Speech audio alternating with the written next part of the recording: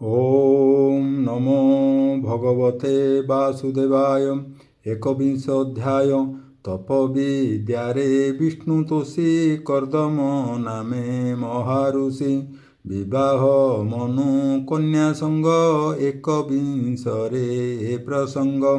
विदुर उवाच ब्रह्मार तहु जार तनु जे पूर्वे स्वयं भुव मनु ताहार बंश ए जगते कि रूपे प्रसरिले केते मैथुन मते कला प्रजा जे पुणी मनु बंशे राजा से स्वयं भुव मनु सुत उत्तान पाद प्रियव्रत तेजे प्रचंड से विराजे ए सप्त द्वीपा महिभुंजे जेमते धर्म ए संसारे रखिले कह मुनिबरे तार दुहिता अनुपम जाहार देवहूति नाम कर्दम तार निजपति तार भुवने देवहूति सेवा करई अनुव्रते जे धर्मपति व्रता मते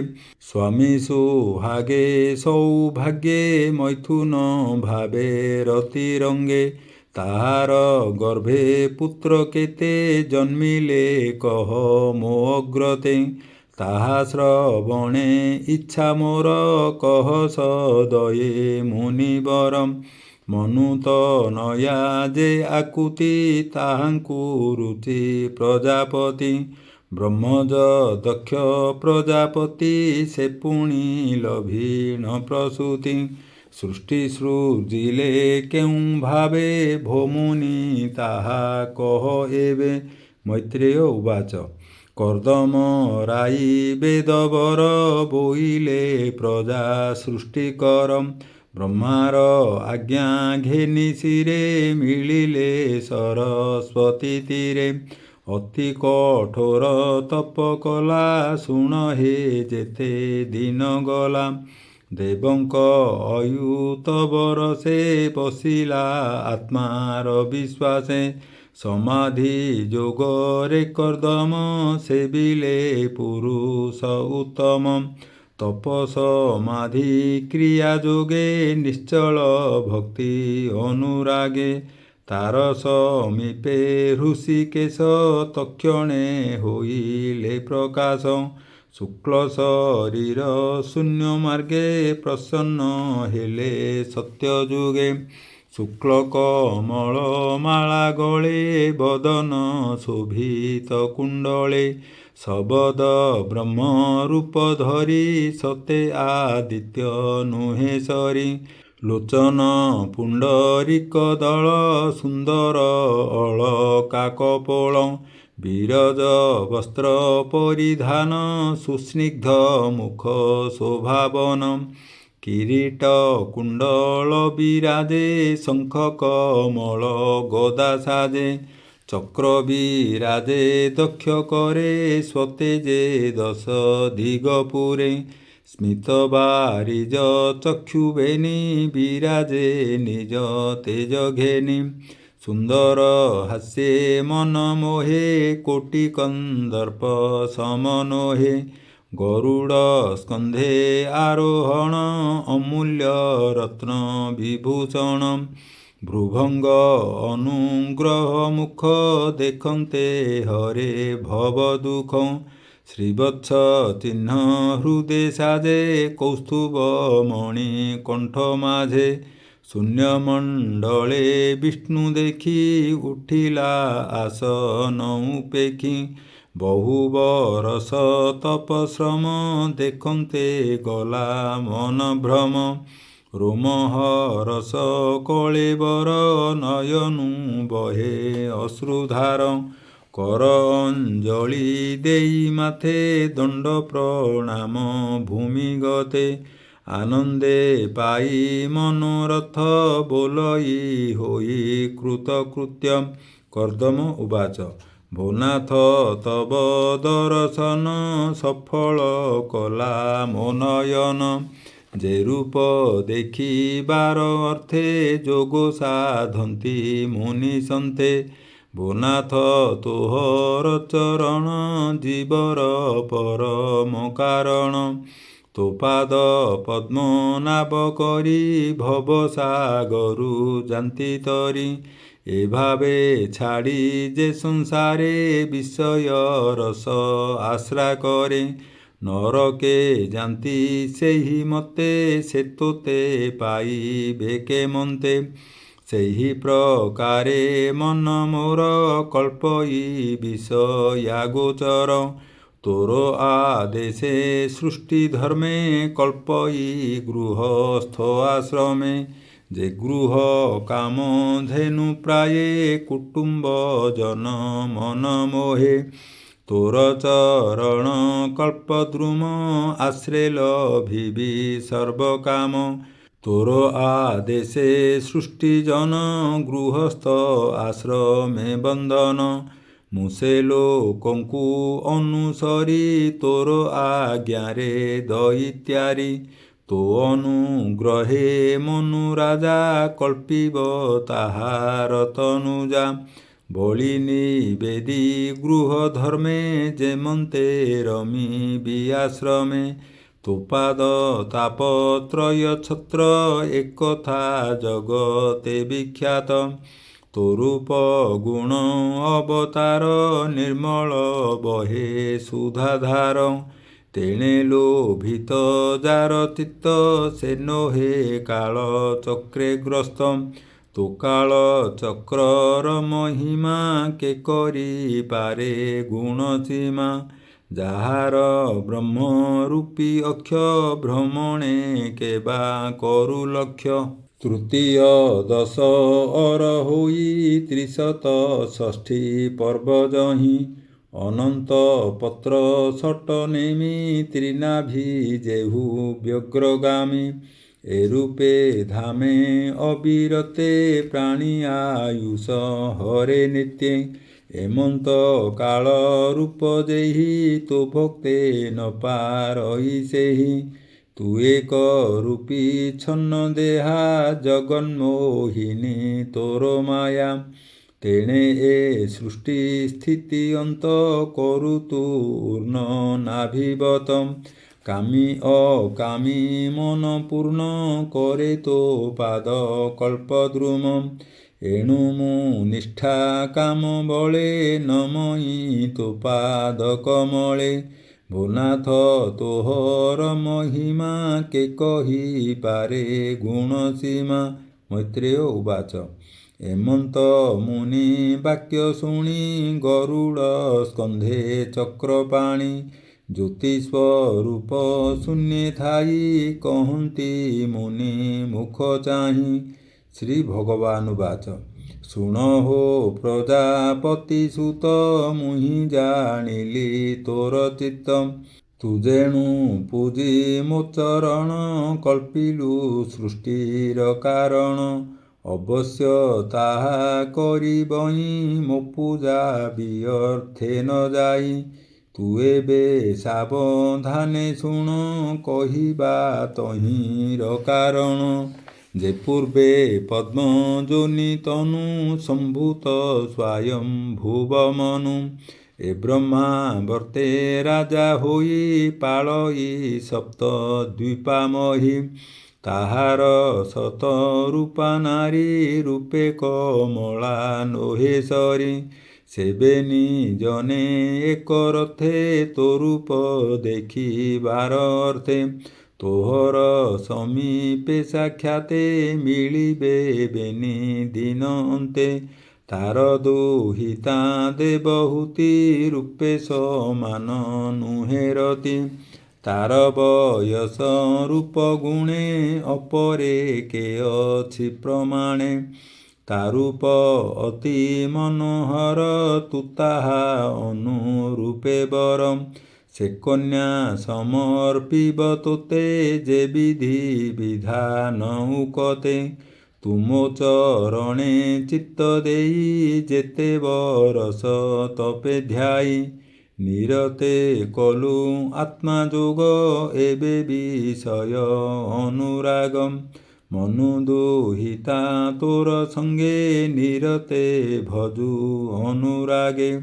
ସେ ତୋର ତୁଲେ କରି ଭାବ ନବଧା ଗର୍ଭ ପ୍ରସବିବଂ। ତାହାର ଗର୍ଭେ ତୋର ବୀଜେ ପ୍ରତ୍ୟକ୍ଷେ ଯେ କନ୍ୟା ଉପୂଜେ। ତାହାଙ୍କ ଗର୍ଭେ ଋଷିଗଣ କଳ୍ପିବେ ବହୁତ ସନ୍ତାନ। ତୋହର ଗୁଣ ଅନୁପମ ହୋଇଲୁ ତେଣୁ ଉଷତ୍ତମ।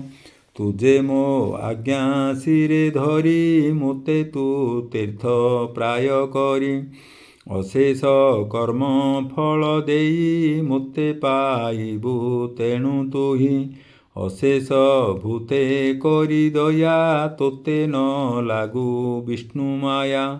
ଆତ୍ମରେ ଜଗତ ଆରୋପି ତୁଜେ ମୋହର ଭାବେ ବ୍ୟାପୀ। ତପସାଧିଲୁ ଚିରକାଳେ ଏ ଘୋର ସଂସାର ଉଲ୍ଲୋଳେ। ତୁ ମୋତେ ଆତ୍ମାରେ ଦେଖିବୁ ଜୀବନ ସଫଳ ଲଭିବୁ। ମୁଁ ପୁଣି ପଶି ତୋର ବୀର୍ଯ୍ୟେ ସ୍ୱଭାବେ ବିଷ୍ଣୁ ଅଂଶ ତେଜେ। ତୋହର କ୍ଷେତ୍ରେ ମୁଁ ସମ୍ଭୂତ ହୋଇବି ଦେବହୂତି ସୁତ। ତତ୍ତ୍ୱସଂହିତା ପ୍ରଣୟନ କରିବି ହୋଇ ଅବତୀର୍ଣ୍ଣ। ମୈତ୍ରେୟ ଉବାଚ ଏମନ୍ତ କହି ମୁନି ଆଗେ ହରି ଚଳିଲେ ଶୂନ୍ୟ ମାର୍ଗେ। ଗମିଲେ ବିନ୍ଦୁ ସରୋବରୁ ନିର୍ମଳ ସରସ୍ୱତୀ ତୀରୁ। ସେ ନଦୀ ତୀରେ ପୁଷ୍ପବନେ ଗରୁଡ଼ ପକ୍ଷୀ ନାଦସ୍ୱନେ। ଭୃଙ୍ଗ ସମୂହେ ବାୟୁ ବହେ ଶୁଭଇ ଶ୍ୟାମ ଗାନ ପ୍ରାୟେ। ଏମନ୍ତେ ଶୁଣ ହୋ ବିଦୁର ସେ ସ୍ୱୟଂ ଭୁବ ମନୁବର। ସୁବର୍ଣ୍ଣ ଆଚ୍ଛାଦିତ ରଥେ ଆରୋହୀ ପତ୍ନୀର ସମେତେ। ମଧ୍ୟେ ବସାଇ ଦେବହୂତି ଭୂମି ପର୍ଯ୍ୟଟନ କରନ୍ତି। ମିଳିଲେ କର୍ଦ୍ଦମ ଆଶ୍ରମେ ବିଷ୍ଣୁର କହିଥିବା ଦିନେ। ନିର୍ମଳ ସରସ୍ୱତୀ ତୀରେ ମିଳିଲେ ବିନ୍ଦୁ ସରୋବରେ। ଦେଖିଲେ କର୍ଦ୍ଦମ ଶରୀର ତପସାଧନେ କୃଶତର। ପୂର୍ବେ ଯେ ସରସ୍ୱତୀ କୂଳେ ବିଷ୍ଣୁ ମିଳିଲେ ଋଷି ମେଳେ। ଦେଖି କର୍ଦ୍ଦମ ଭକ୍ତି ଭାବ ତନୁ ପୁଲକ ପଦ୍ମନାଭ। ସ୍ୱଭାବେ ଭକ୍ତ ଜନ ବନ୍ଧୁ ନୟନ ଅଶ୍ରୁ ଜଳ ବିନ୍ଦୁ। ପଡ଼ିଲା ସରସ୍ୱତୀ ନୀର ତେଣୁ ବୋଲାଇ ବିନ୍ଦୁସର। ସେବନ ସାମାନ୍ୟ ନୋହଇ ଯହିଁରେ ପ୍ରଭୁ ଭାବଗ୍ରାହୀ। କର୍ଦ୍ଦମ ପ୍ରତି ଦୟା କରି ପତିତ କଲେ ନେତ୍ରବାରି।